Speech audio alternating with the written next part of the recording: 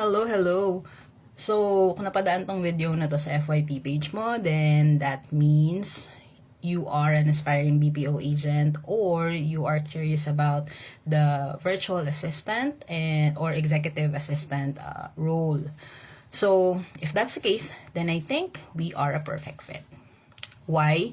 Kasi I created this to really help, folks to land a job, because I will share best practices, tips, hacks that can really land jobs on these industries. Bakit?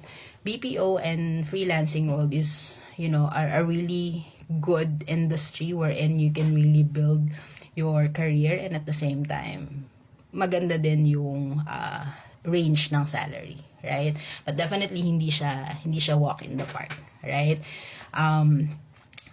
It will take a lot of effort, and you can do it on your own naman. You can have your own research, but for me, I'm an advocate of really sharing these things in a much larger population, especially dun sa mga porsigidong tao, right?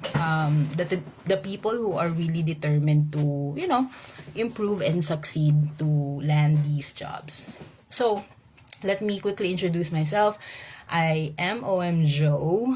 I've been working for over 18 years in both the BPO space or call center, and also in the EA and VA industry.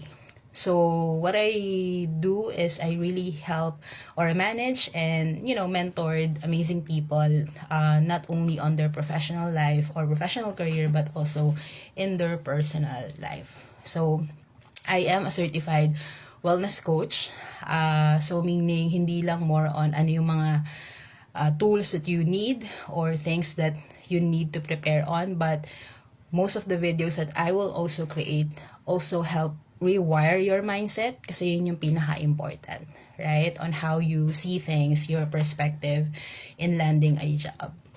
So definitely, I will do as much as as many share best practices or yung mga fails ko in the past when I was also in that journey, para hindi nyo na siya mapagdaanan, right?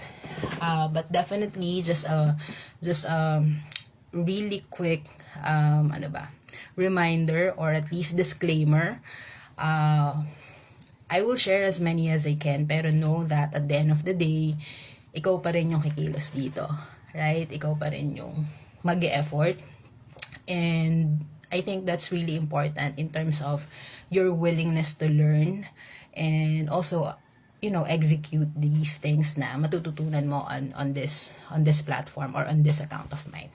I hope if natapos niyo to or patapos niyo na itong pinapanood, I hope you can also follow me and also share the videos that I'm going to create, para at least we can also create that community na, we're helping each other.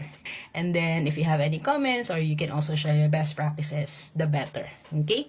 So yun lang naman, and see you on my next video. Bye-bye!